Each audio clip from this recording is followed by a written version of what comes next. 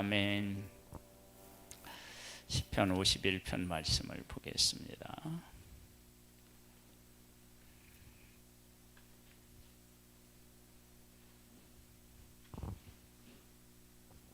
시편 51편 말씀입니다. 51편에는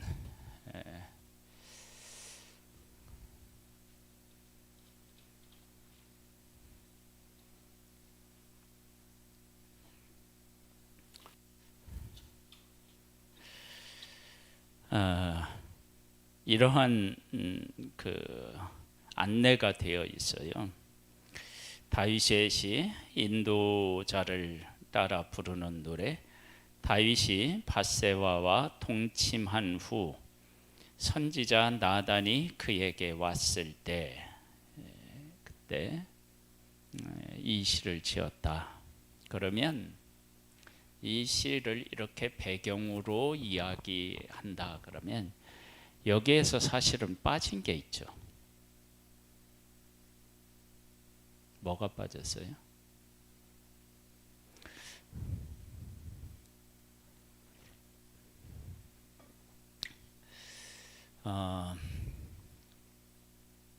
동침한 후 밧세바는 임신을 했고 임신한 사실을 알고 어떻게 했어요? 우리아를 오라고 그랬고 집에 가라고 했는데 안 가죠. 왜 안 가죠?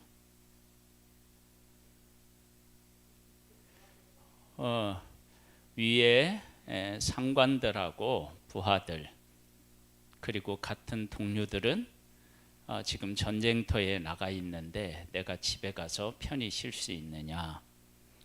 그래서 안 데려갑니다. 이것은 우리아가 얼마나 충신이었는지를 알 수 있습니다. 충성스러운 그런 군인이었죠. 그 우리아를 전쟁터에 앞서에 보내고 사람들은 어떻게 해요? 뒤로 빠져서 적군에 의해서 죽게 만들고 그리고 나서 이제 이 밧세바를 어떻게 하죠? 취하죠.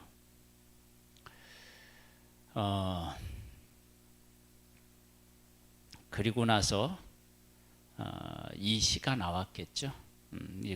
그렇게 한 후에 나단 선지자가 갔으니까 말이죠.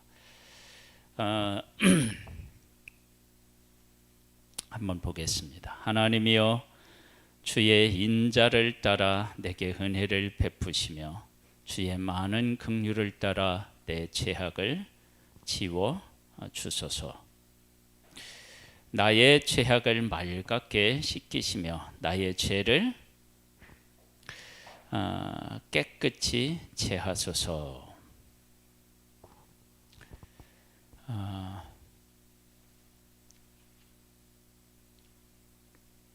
다윗이 밧세바의 이 범한 그 문제로 인하여서 그 자기 자신에 대한 그 모습을 보았을 거예요. 내가 어떤 존재인지에 대해서 이제 깨달아 알게 되는 거예요. 내가 누군지, 진짜 내가 누군지를 어떤 사건, 어떤 일을 경험하지 않으면 모를 수 있어요. 그래서 어떤 사람이 큰 어려움에 처해 있을 때 어떤 것도 돌파구를 찾지 못할 때 취한 행동들을 그런 일을 경험하지 못한 사람들은 쉽게 아무리 그렇다고도 저럴 수 있느냐 그렇게 말할 수 있을지 모르지만 내가 그 상황에 처하게 되면 나도 그럴 수 있는 가능성이 있고 그보다 더할 가능성도 있죠. 그러니까 다윗이 지금까지는 그래도 하나님 중심으로 살려고 했고 애를 썼던 사람이에요. 얼마나 했느냐 그러면은 사울에게 이렇게 이제 피해 다니면서도 하나님이 기름 부은 사람이다라고 하면서 은혜를 베풀었던 때는, 그때는 정말로 다윗의 아주 그 진면목을 보는 것처럼 느껴졌어요. 그런데 왕이 되고 난 후에 이제 진짜 평안함이 그의 삶에 찾아오는 그때가 되니까 다윗의 뭐가 드러나느냐면 본성이 드러나는 거예요. 이런 자기가 이런 일을 행할지는 몰랐죠. 그리고 행하면서도 다윗은 지금 자기가 얼마나 악한 일을 하고 있는지를 제대로 인식하지를 못해요. 나단 선지자가 와서 부자와 가난한 사람을 비유해서 양에 대한 이야기를 할 때, 그때 그런 일이 그런 나쁜 사람이 어디 있느냐 막 그러면서 화를 내고, 그럴 때 나단 선지자가 그 사람이 바로 당신입니다 라고 할 때 비로소 자기가 지은 죄가 어떤 죄였는지를 그때서야 비로소 알게 돼요. 이게 참 죄가 무서운 게 뭐냐면, 죄를 지으면서도 죄를 잘 모른다는 데 있어요. 그리고 다윗에게 있어서 참 그 다윗이 사울하고 다른 것은 죄를 지적받고 나서 어떻게 해요? 회개했다는 것이 아주 중요한 문제이죠. 그러니까 죄를 우리가 짓고 있는데 죄를 바르게 인식하면 죄를 더 지을 수 없어요. 그러니까 내가 하나님 중심으로 살아가고 있다라고 생각하는데 죄에 끌려다니는 어떤 부분이 있다 그러면 나는 그 죄를 하나님 안에서 제대로 보고 있지 못하고 있다는 살아있는 증거예요. 분명히 내가 어떠한 문제를 좀 하나님 안에서 해결하고 싶은데 끌려다닌다 그러면 나는 그 죄에 대한 심각성을 아직 모르고 있는 거예요. 그리고 하나님 안에서 그 죄를 지금 제대로 보고 있지 못하고 있는 것이 맞아요. 만일 그것을 하나님 안에서 제대로 봤다 그러면 어떻게 될까요? 돌아서는 거예요. 볼까요? 하나님이여 주의 인자를 따라 내게 은혜를 베푸시며 주의 많은 긍휼을 따라 내 죄악을 지워 주소서. 여기 보면 주의 인자, 주의 많은 긍휼을 따라서 은혜를 베푸시고 내게 죄악을 지워버리다. 나의 죄악을 맑게 시키시고 나의 죄를 깨끗하게 제해달라. 그렇게 이제 하나님 앞에 이야기하는데, 여기에 보면 다윗이 자기의 의로운 행동 이런 것들은 1절 없어요. 왜 없죠? 하나님의 인자하심과 많은 긍휼에 의지할 수밖에 없는 철저한 죄인이라고 하는 사실을 깨달아 아는 거예요. 물은 나는 내 죄가를 아오니 내 죄가 항상 내 앞에 있나이다. 다윗이 깨달아 하는 게 뭐냐면, 죄는 내가 사울에게서 이렇게 도망다니면서 기름 부음 받은 사람이라고 내가 죄하지 않고 그렇게 했을 때에도 내 안에 뭐가 있었다는 걸 알아요? 죄가 있었다는 걸 아는 거예요. 그러니까 지금 다윗이 뭘 깨달아 하느냐면, 지금 밧세바를 범하고 난 이후에 자기 인생 전체를 돌아보니까 내가 의로운 존재가 아니라 완벽한 죄인이었다라고 하는 사실을 깨달아 안 거예요. 그러한 면에서는 바울도 하나님의 복음을 위해서 열심히 헌신하며 충성하며 살아갈 때도 그때 뭐라고 고백하죠? 내가 죄인 중에 괴수라고 고백해요.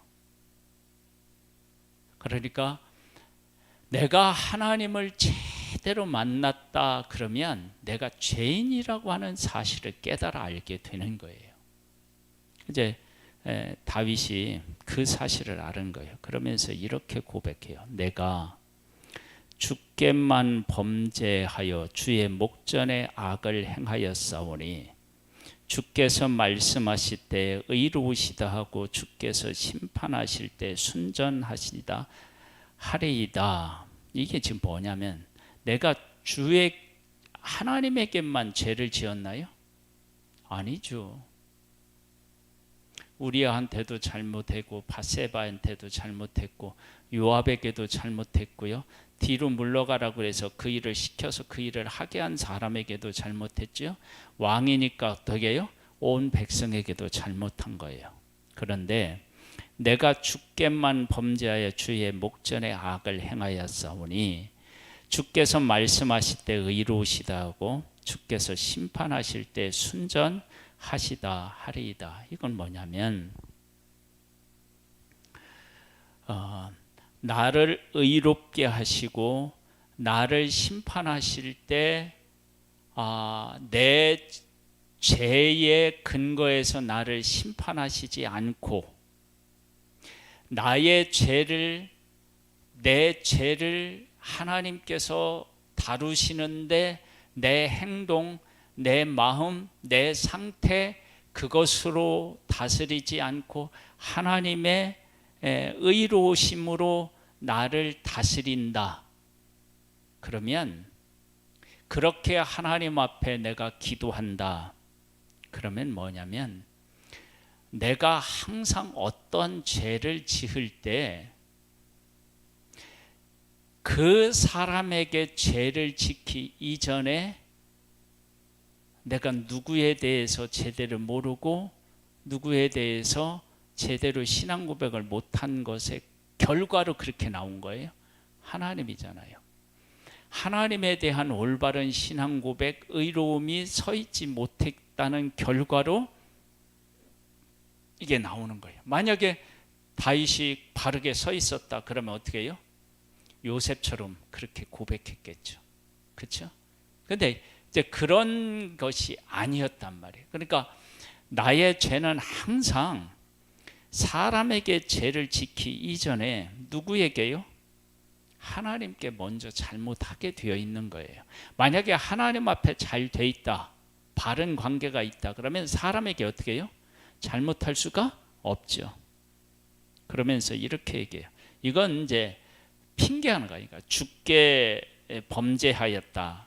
그러나 그리고 내가 죄악 중에서 출생하였으며 어머니가 죄 중에서 나를 잉태하였나이다. 이것은 하나님에게만 잘못했다. 그래서 내가 다른 사람에게 잘못 안 했다. 그런 의미도 아니고요. 내가 죄악 중에 출생하였으며 어머니가 죄 중에서 나를 잉태하였나이다. 이것은 나의 죄의 뿌리가 밧세바에게 범했을 때부터 그 문제가 아니고 나는 근본적으로 뭐라고요? 죄인이라는 걸. 죄인이다. 근데 그 죄가 어떠냐면 내가 그 죄의 문제를 임의로 어떻게 해요? 어떻게 할 수가 없다는 거예요. 그러니까 죄의 문제를 철저하게 누구의 입장으로 지금 보고 있어요? 하나님 입장으로 보고 있는 거예요. 그러면서 이렇게 얘기해요. 보소서 주께서는 중심이 진실함을 원하시오니 내게 지혜를 은밀히 가르치소서. 하나님께서는 뭘 원하신다고요? 중심이 진실함을 원하신대요. 내게 지혜를 은밀히 가르쳐달라 그렇게 이야기하고 있고 우슬초로 나를 정결하게 하소서 내가 정하리이다. 나의 죄를 씻어주소서 내가 눈보다 희리이다. 원죄의 문제는 내가 어떻게 할 수 없고요. 그리고 구원은 전적으로 누구에게 그럼 달려 있어요? 하나님에게 달려 있어요. 그래서 구원하실 때는 하나님이 구원에는 사람이 하는 일이 하나도 없어요. 전적으로 하나님의 은혜로 가능해요. 그러니까 그런 사실들을 깨달아는 거예요. 그러니까 다윗이 밧세바를 범하고 우리아를 죽이고 난 후에 제일 내 안에 그 간음이라고 하는 죄, 살인이라고 하는 그 죄, 그 어마어마한 죄를 볼 때 단순히 내가 밧세바를 우리아를 어떻게 했다 그 차원을 어디로 보느냐면 근본적인 것까지도 다 묵상을 해. 그러니까 얼마나 철저하게 다윗이 죄의 문제를 하나님 앞에서 깊이 생각했는지를 알 수 있습니다. 그러니까 우리들이 죄를 지었을 때는 단순히 어떤 것들을 보편적으로 다루려고 해요. 우리가 행한 것, 그 문제에 머무를 때가 있잖아요. 그런데 다윗은 거기에 머무르는 것이 아니라 더 근본적인 문제를까지 가는 거예요. 그럼 이제 가면 어떤 이제 쪽으로 가게 되느냐 이렇게 나와요. 8절에 보니까 내게 즐겁고 기쁜 소리를 들려 주시사 주께서 꺾으신 뼈들도 즐거워하게 하소서.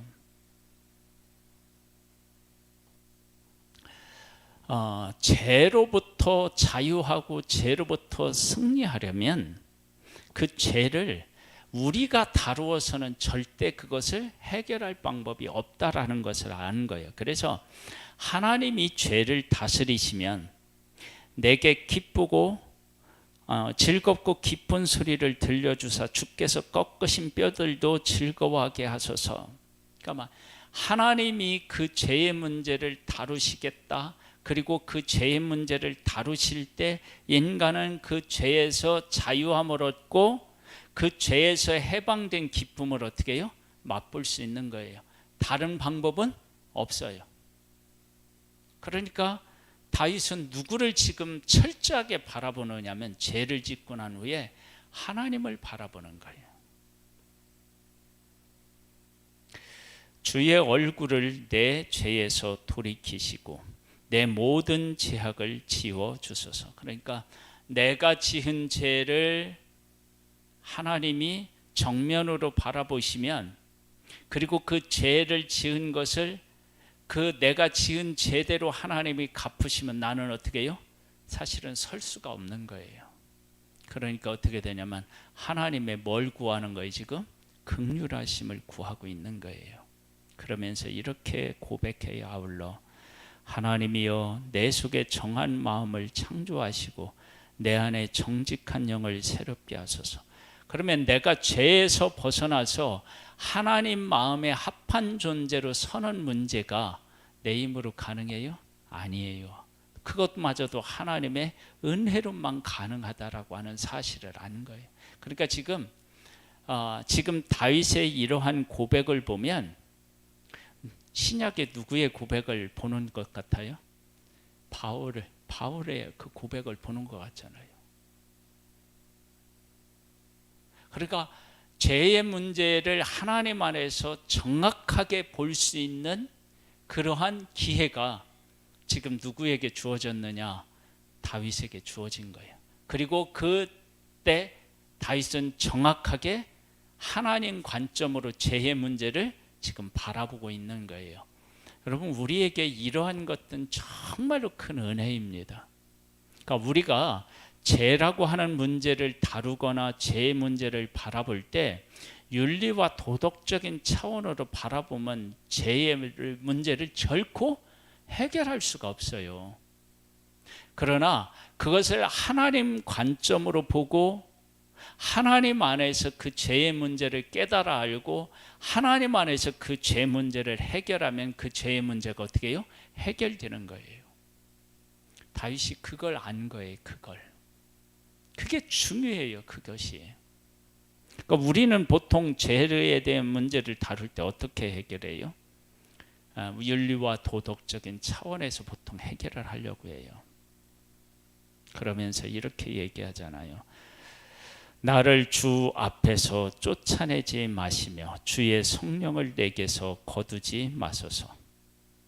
그러니까 다윗은 지금 죄를 지었지만 하나님이 나를 버리시고 하나님의 영을 거두어 가시면 나는 어떻게 해요? 아무 존재도 아니다라고 하는 사실을 안 거예요.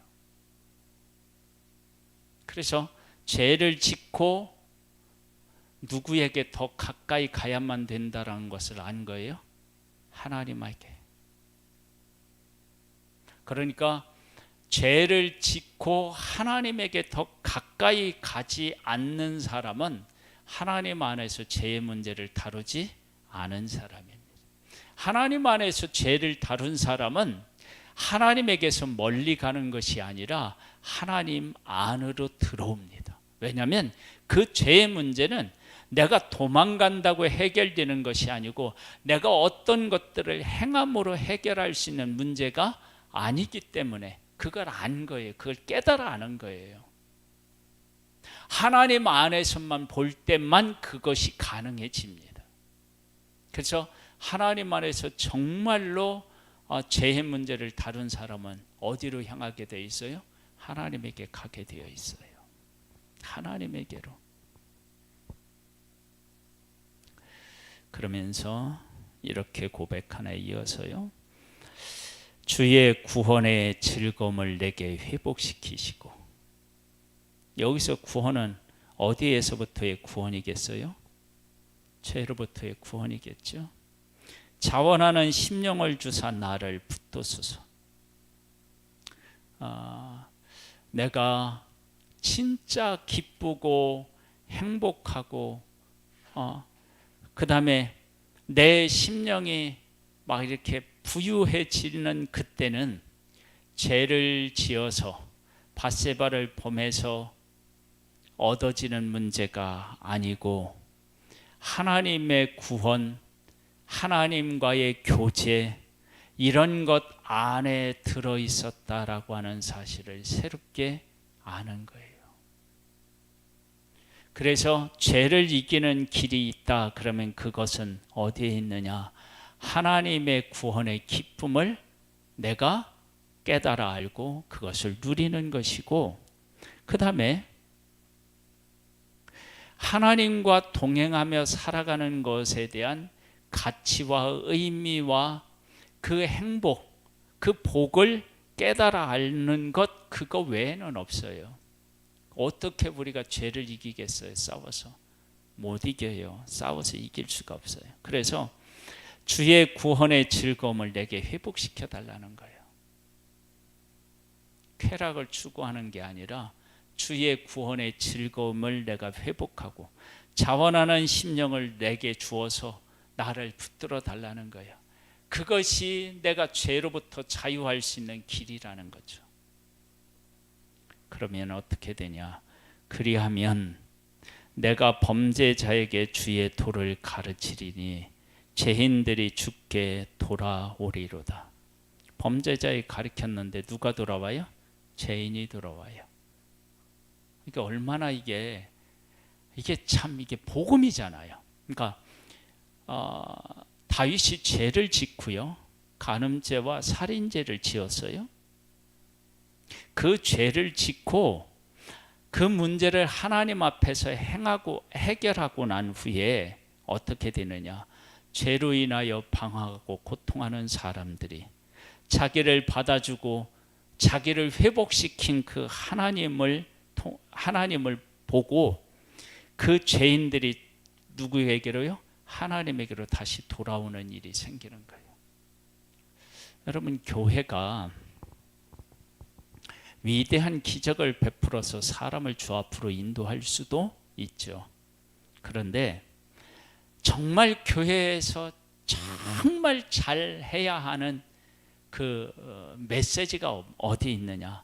나 같은 죄인을 하나님이 사랑하셔서 내가 지은 죄를 예수 그리스도의 보혈이 해결하여서 내가 하나님의 자녀가 되었고 하나님과 동행하고 있다는 이 복음을 사람들에게 전하고 깨닫게 하는 거예요. 이 부분에서 교회가 놓치면 전도를 어떻게 하느냐?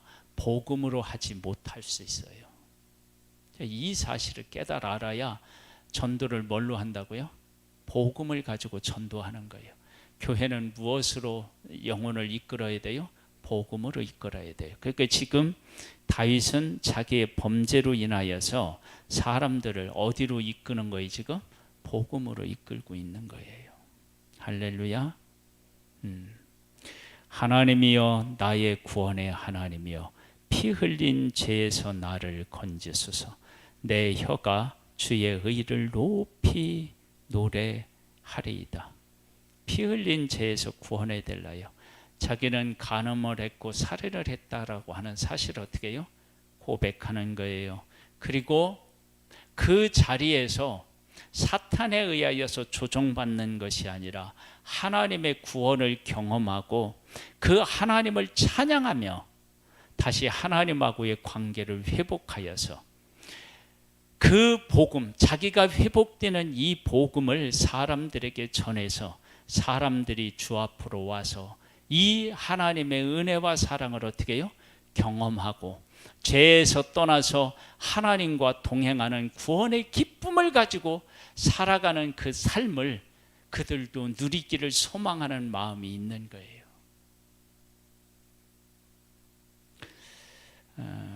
참 한 사람이 죄를 짓고 죄를 다루는데 이 정도의 어떤 그 신앙 고백을 하고 있다. 그게 위대한 거죠. 우리 김기난 목사님이 그 사모님 소천하시고 나서 그 소천을 인간적인 어떤 그런 것으로 풀지 아니하고 신학적으로 신앙 고백으로 그 문제를 접근하고 풀었어요. 우리가 죄의 문제를 그렇게 풀어가는 거예요. 그래서 우리가 이야기한 것처럼 바울도 어떻게 해요? 자기 안에 있는 죄의 문제를 어떻게 풀어요?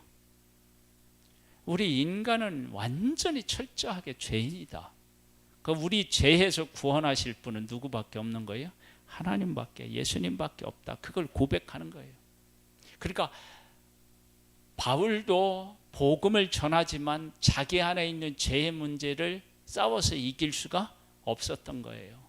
그리고 철저하게 하나님의 은혜와 구원으로 구원에 의지하는 거예요. 그리고 나서 어떻게 해요? 내가 예수 그리스도 안에 있는 하나님의 사랑에서 그 무엇도 어떻게 해요? 끊을 수 없다라고 하는 확신을 고백하는 거죠. 그러면서 주여 내 입술을 열어 주소서. 내 입이 주를 찬송하며 전파하리이다. 왜 내 입을 열어달라고 하느냐?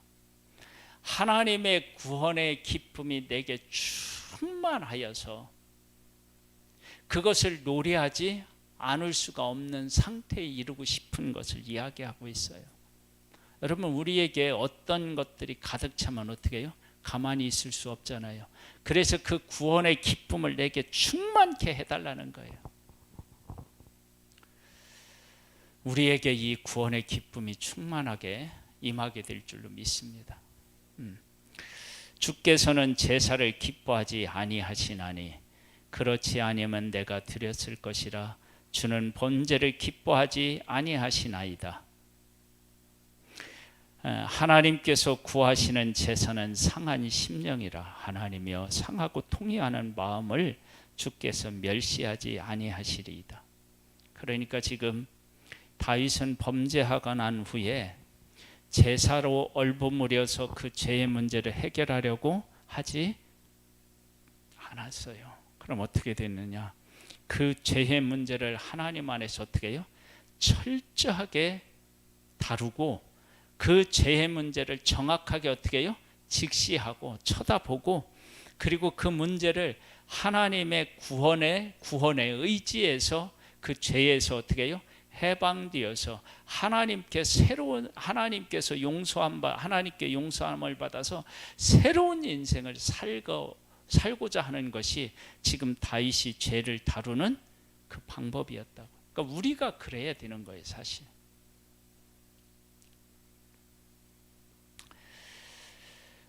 주의 은택으로 시온에 선을 행하시고 예루살렘 성을 쌓으소서. 그러니까 하나님의 백성들에게 있어서 견고해지고 안전해지는 유일한 방법이 있다. 그러면 뭐냐면 하나님께서 그 백성들에게 은혜를 베풀어 주셔서 재해 문제를 해결하시고 의롭게 하시고 거룩하게 하셔서 그들을 온전케 보호하시는 것 외에는 없는 거예요. 그것이 어디에서 나타나요? 우리가 새벽 예배에 다루었던 출애굽기의 후반부로부터 시작해서 레위기, 막 민수기 여기까지 오는 동안에 하나님께서 하나님의 백성들로 하여금 부정해지는 것, 그런 것에서 정결케 되는 길을 하나님이 열어놓으시고 하나님이 정결케 하라고 하시는 그 방법을 따라 해서 하나님의 백성들이 거룩해지면 그것이 곧 뭐가 되느냐면 이스라엘 백성들에게 있어서 이렇게 보면 주의 은택으로 시온의 선을 행하시고 예루살렘 성을 쌓으소서. 여기에 성을 쌓으라고 하는 것은 견고하게 서는 거 아니야. 외부로부터의 적으로부터 완전히 보호해지는 거 아니에요. 근데 그 보호가 하나님의 백성에서는 무엇으로 나와요? 거룩으로 나오죠. 거룩에서 나오잖아요. 그러니까 이 거룩은 그런데 우리의 힘으로는 안 되잖아요. 누구의 힘으로 가능해요? 하나님의 구원으로 가능해요. 그러니까 이 하나님의 구원을 어떻게 해요? 사모할 수밖에 없는 거예요. 그때에 주께서 의로운 제사와 번제와 온전한 번제를 기뻐하시리니 그때에 그들이 수수를 주의 제단에 드리리이다. 이게 얼마나 의미가 있어요.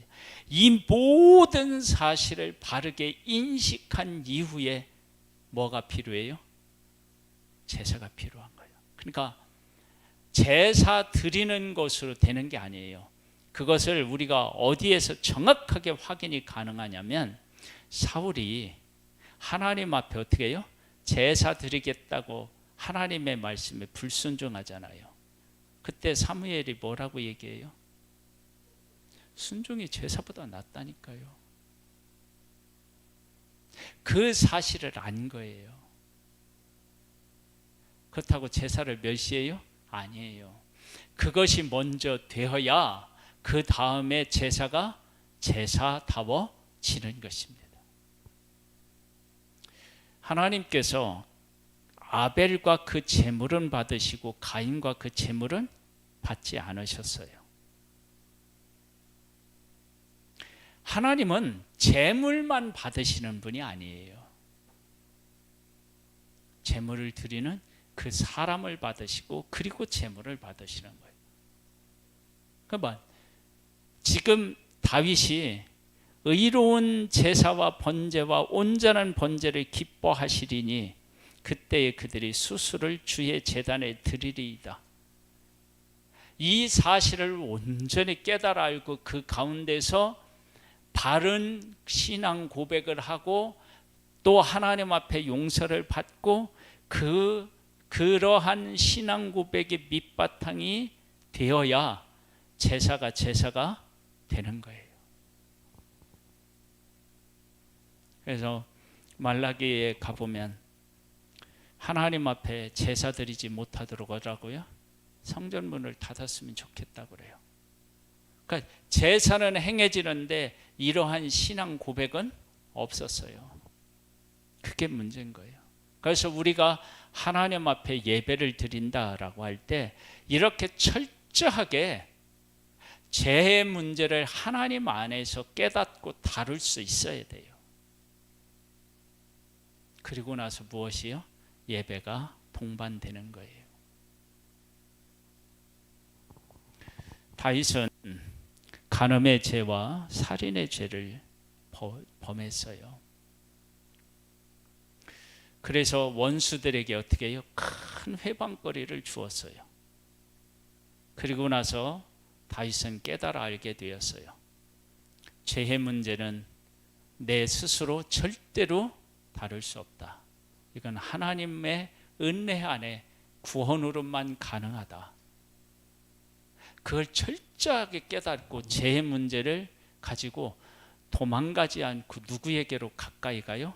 하나님에게로 가까이 가는 거예요. 왜?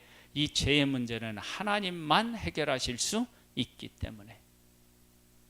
그래서 정말로 죄의 문제를 바르게 다루는 사람은 죄를 지은 후에 누구랑 가까워져요? 하나님하고 가까워져요. 왜? 그 죄의 문제를 하나님이 해결해 주시지 않으면 해결할 방법이 없기 때문에. 그리고 그 문제를 하나님 안에서 해결하면 어떻게 돼요? 그러면 이 세상의 다른 기쁨보다 구원의 기쁨이 얼마나 큰지도 깨달아 알고, 그래서 그 구원의 기쁨을 사람들에게 전해서 사람들도 어떻게 해요? 죄인들이 주께로 나오는 일들이 생기게 되는 그런 역사가 임하는 거예요. 우리에게 이런 복음으로 채워지는 그런 은혜, 그런 삶, 그런 신앙 고백이 있기를 주님의 이름으로 축복합니다. 우리 기도하는데요, 우리가 이 말씀을 우리 기억하면서 기도하시고요. 그리고 내일 있는 우리 청년의 수련회를 놓고 우리 간절하게 기도하고, 우리 구원데이를 우리 지금 시작하게 되는데, 구원데이를 놓고 우리가 함께 기도하는 시간을 갖겠습니다. 기도합니다. 하나님,